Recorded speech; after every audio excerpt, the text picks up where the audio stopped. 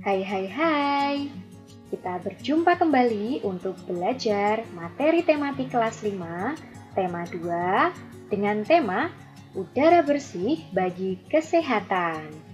Yang pertama, kita akan belajar muatan PPKN, tentang hak, kewajiban, dan tanggung jawab. Nah, hak dan kewajiban harus dilaksanakan secara seimbang, agar suasana menjadi damai dan nyaman. Nah, hak adalah sesuatu yang kita dapatkan atau kita terima. Berikut adalah contoh hak di rumah, di sekolah, dan di masyarakat. Nah, ini ya. Selanjutnya, kewajiban. Kewajiban adalah sesuatu yang harus kita laksanakan. Berikut juga sudah ada contohnya. Contoh kewajiban di rumah, di sekolah, maupun di masyarakat. Berikutnya adalah tanggung jawab. Tanggung jawab adalah sikap berani menyelesaikan hingga menanggung akibat dari tugas yang diberikan. Nah, berikut ini adalah contoh tanggung jawab di rumah, di sekolah, dan di masyarakat. Nah, mari menjadi orang yang selalu bertanggung jawab. Berikutnya, kita ke muatan bahasa Indonesia, yaitu tentang menggali informasi dari suatu teks. Informasi adalah sekumpulan fakta yang menggambarkan sebuah peristiwa atau kejadian tertentu. Untuk mendapatkan informasi, kita dapat menjawab pertanyaan dari pertanyaan-pertanyaan yang menggunakan kata tanya adik simbab. Nah, apa saja kata tanyanya? Ini dia. Ada apa, di mana, kapan, siapa, mengapa, bagaimana, dan berapa. Nah, ini penggunaan kata tanyanya ya.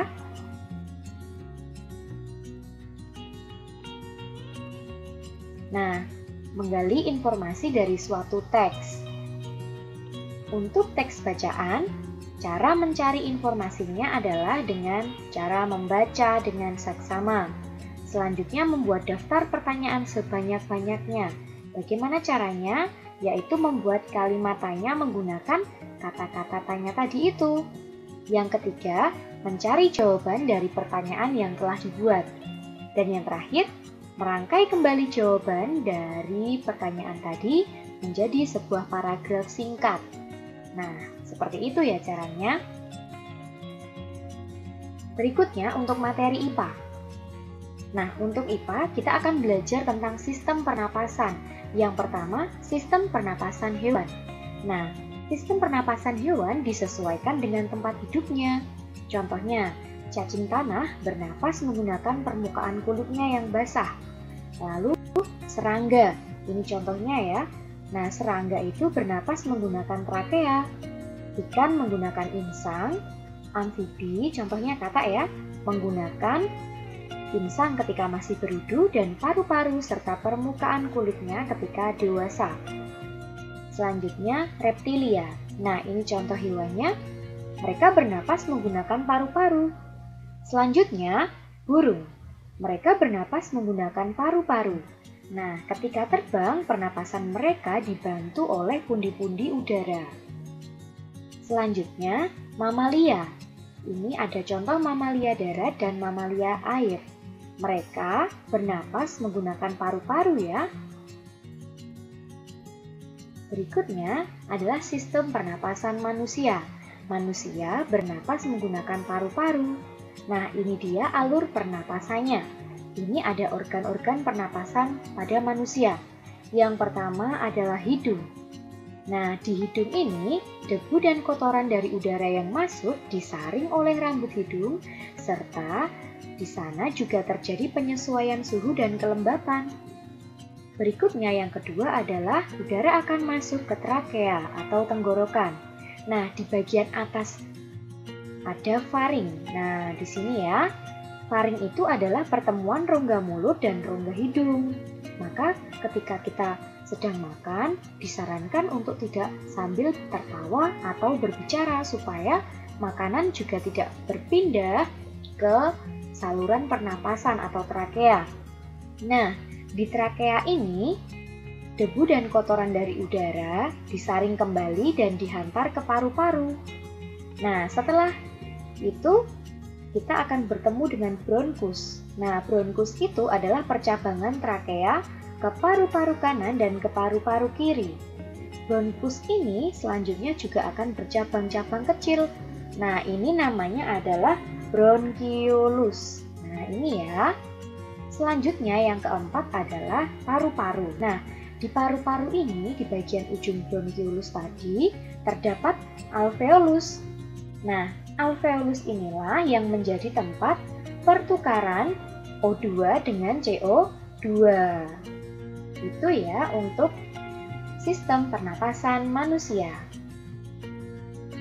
Selanjutnya, proses bernapas adalah proses menghirup oksigen atau O2 dan menghembuskan karbon dioksida atau CO2 dan uap air atau H2O. Nah, proses menghirup udara ini disebut juga inspirasi. Langkahnya adalah udara masuk, selanjutnya rongga dada membesar dan paru-paru mengembang. Nah, setelah udara kita hirup, maka proses bernapas selanjutnya adalah proses menghembuskan udara atau nama lainnya ekspirasi. Nah, ekspirasi ini paru-paru akan mengempis, rongga dada kembali ke ukuran semula, dan udara pun keluar. Selanjutnya, penyakit pada sistem pernapasan. Ada asma, ada flu, ada bronkitis, ada tuberkulosis, ada pneumonia, dan masih ada beberapa lagi yang lainnya. Ini juga sudah disertai dengan keterangan tentang gejala, lalu bagaimana langkah pengobatannya. Berikutnya, cara menjaga kesehatan organ pernapasan. Yang pertama, menggunakan masker saat berada di daerah yang mengalami pencemaran udara. Berikutnya, menjaga kesehatan dan kebersihan lingkungan. Selanjutnya, menanam pohon di sekitar lingkungan kita. Berikutnya, makan makanan sehat untuk meningkatkan imunitas tubuh. Dan selanjutnya, tidur malam yang cukup. Dan juga tidak merokok. Nah, berikutnya kita lanjutkan dengan materi IPS ya. Nah, ini tentang jenis-jenis kegiatan ekonomi masyarakat. Nah, untuk memenuhi kebutuhan hidupnya, manusia melakukan kegiatan ekonomi, yaitu produksi atau menghasilkan barang atau jasa, distribusi, menyalurkan barang atau jasa, konsumsi, yaitu memakai barang atau jasa. Nah, berikut ini adalah contoh kegiatan ekonomi yang dilakukan oleh masyarakat. Ada di bidang pertanian, perkebunan, peternakan, perikanan, pertambangan, kehutanan, perdagangan, perindustrian, dan pelayanan jasa. Nah, untuk jenis peternakan itu dibedakan menjadi peternakan hewan kecil, peternakan hewan besar, dan peternakan unggas. Berikutnya untuk keterangan pada bidang pertambangan. Nah, barang tambang dibedakan menjadi 3, yaitu barang tambang mineral logam, ini contohnya ya. Lalu barang tambang mineral non-logam, ini contohnya. Selanjutnya, barang tambang sumber energi, ini dia contohnya. Nah, untuk perdagangan ini kita juga mengenal istilah ekspor dan impor. Ekspor berarti kita menjual atau mengirim barang ke luar negeri. Sedangkan impor berarti kita membeli atau mendatangkan barang dari luar negeri ke dalam negeri. Nah, itu ya. Selanjutnya, ini ada cara meningkatkan hasil produksi pertanian. Karena Indonesia terkenal sebagai negara agraris, mayoritas penduduk Indonesia bekerja di bidang pertanian.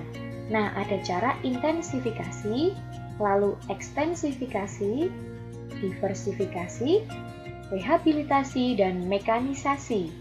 Ini ya keterangannya. Semoga kalian memahaminya. Selanjutnya, kita ke jenis-jenis usaha yang dikelola secara perorangan dan kelompok. Nah, ini dia contoh usaha perorangan. Ada toko, bengkel, dan warung. Ini keterangannya ya. Jadi, kalau usaha perorangan tentunya pengusaha bertanggung jawab terhadap dirinya sendiri dan kerugian ditanggung sendiri. Selanjutnya ada firma. Nah, ini didirikan paling sedikit oleh 2 orang. Jadi, resikonya ditanggung bersama. Berikutnya ada persekutuan komanditer atau CV. Ada anggota aktif yang menjalankan usaha ya, dan anggota pasif yang memberikan modal. Selain itu ada juga perseroan terbatas atau PT. Nah, ini dihimpun dari beberapa orang yang dengan cara menjual saham. Nah, contohnya adalah PT Aneka Tambang, PT Freeport Indonesia, PT Chevron Pacific Indonesia. Nah, berikutnya ada juga Badan Usaha Milik Negara atau BUMN. Nah, modal usahanya ditanggung oleh negara. Contohnya adalah Perum Peruri dan PT KAI. Dan yang terakhir ada koperasi, usaha bersama berdasarkan asas kekeluargaan. Nah, contohnya adalah koperasi unit desa. Nah, selanjutnya, bagaimana cara menghargai usaha orang lain? Tentunya dengan tidak merendahkan usaha orang lain, tidak mengganggu usaha orang lain, tidak merasa iri terhadap keberhasilan usaha yang dicapai orang lain, kemudian bersaing secara sehat, dan jika kita telah sukses dengan usaha yang kita jalani, sebaiknya kita juga ikut membantu usaha orang lain agar mereka mengikuti kesuksesan kita. Nah, selanjutnya kita ke materi muatan SBDP ya. Nah, ini seharusnya 3.1 ya. Maaf, ini ada kekeliruan. Nah, pengertian cerita bergambar. Cerita bergambar adalah cerita yang ditampilkan dengan menggunakan gambar. Dialog-dialog tokoh atau narasi pada cerita bergambar ditampilkan dengan menggunakan balon kata. Nah, contohnya adalah pada komik. Unsur-unsurnya ada panel, narasi, parit, balon kata, dan ilustrasi. Nah, ini dia langkah-langkah membuat gambar cerita. Tentunya, menentukan tema atau gagasannya terlebih dahulu. Yang kedua, menentukan objek yang akan digambar. Ketiga, membuat sketsa. Yang keempat, menambahkan detail pada sketsa. Dan yang kelima adalah menebalkan dan mewarnai. Nah, berikut ini kita akan belajar tentang teknik pewarnaan. Nah, yang pertama ada teknik kering. Untuk teknik kering ini, kita tidak memerlukan pengencer air atau minyak. Nah, contohnya adalah menggunakan krayon, spidol, dan pensil warna. Selanjutnya, teknik basah. Nah, untuk teknik basah, ini memerlukan air atau minyak sebagai pengencer. Nah, contohnya adalah menggunakan cat air dan cat minyak. Nah, itu dia ya untuk materi tema 2. Terima kasih banyak sudah menyimak dan belajar bersama video ini. Sampai jumpa.